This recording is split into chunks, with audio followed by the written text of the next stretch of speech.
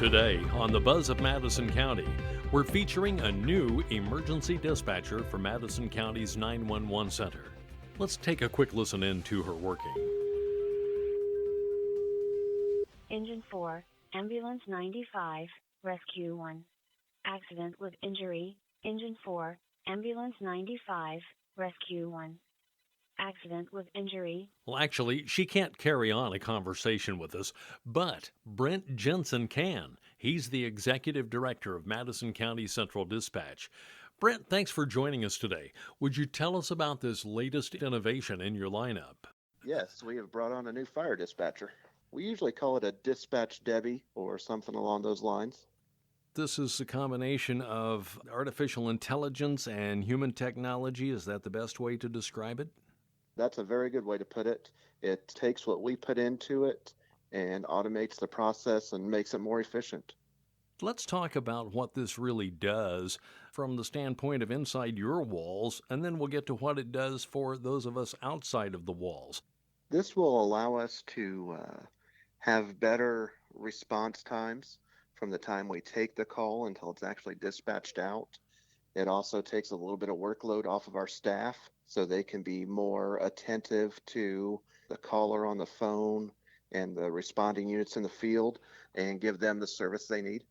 It is actually able to send the call out quicker than we can because we may have to wait on somebody else to take that call, or we may have to wait for a break in the conversation on 911 to be able to actually dispatch that call out. Tell us a little bit technically about how this works from beginning to end when you receive a call. We receive the call just like normal, and we have what we call the computer aided dispatch system, the CAD system. And what happens is the dispatcher will always put information in there, the call type, whether it might be a fire or a medical call, the address, the caller's name, things like that.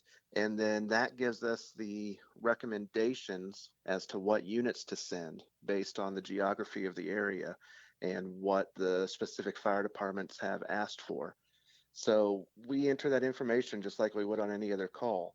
And once we pull those recommendations up and actually mark those units as being dispatched, it will take that information and it will create a voice file that then goes out over the airwaves and alerts both the volunteers and the full-time fire departments in our county of any calls they may have.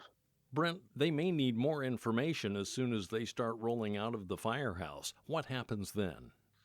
Nothing changes. Nearly all of our responding units have mobile data terminals.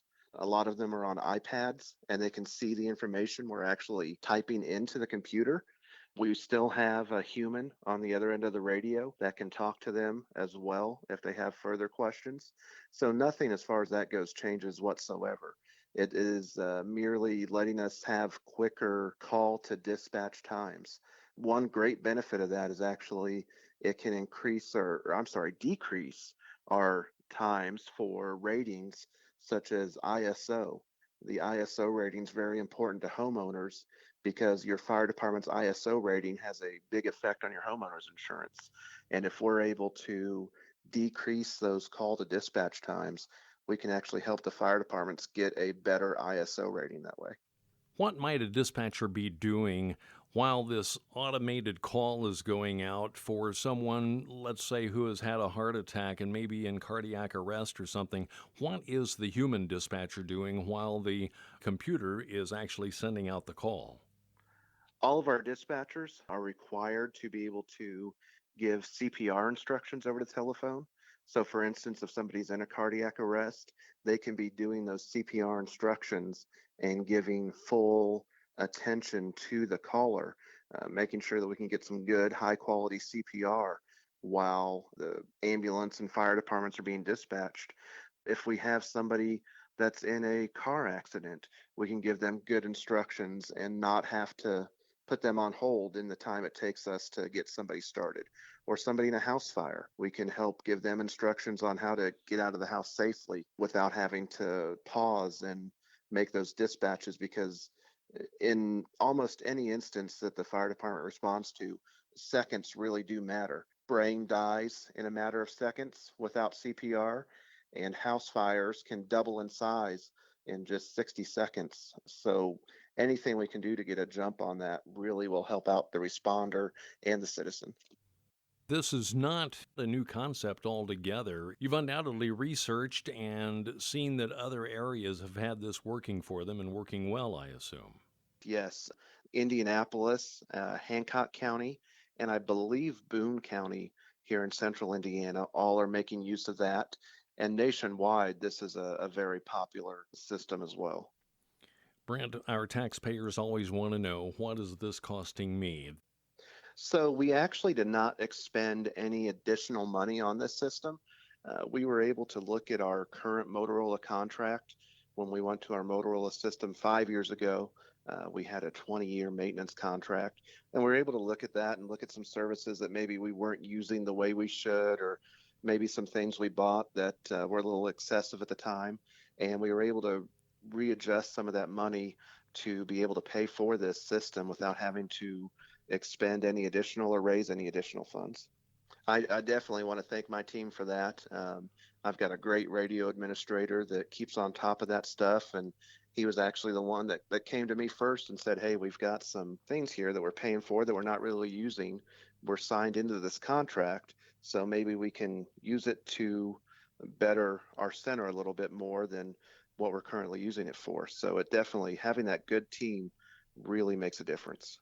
We're still working on getting a few bugs out of the system, and hopefully in the next few weeks we'll be able to do that and make the audio just a little bit clearer. Brent, do you foresee a day that this will be used for police dispatch as well? Today, that would be a pretty large chunk to bite off. I like to say that not everybody agrees with me, but I like to say that fire dispatching is pretty easy because you always know what's going to happen next. They've got a pretty good algorithm they go through. They get dispatched to the call, they get to the call, they do their work, and they're done. Law enforcement, there's a lot of variables that go into every call. In every call is unique. Every domestic dispute, every suspicious vehicle, there's a lot of uniqueness in that. Where I think, we may see it someday, but it's definitely going to be somebody smarter than me a lot further down the line that brings something like that to the table. Brent Jensen and Dispatch Debbie from Madison County Central Dispatch, making our community a better place to live. Thanks, Brent. Thanks for listening.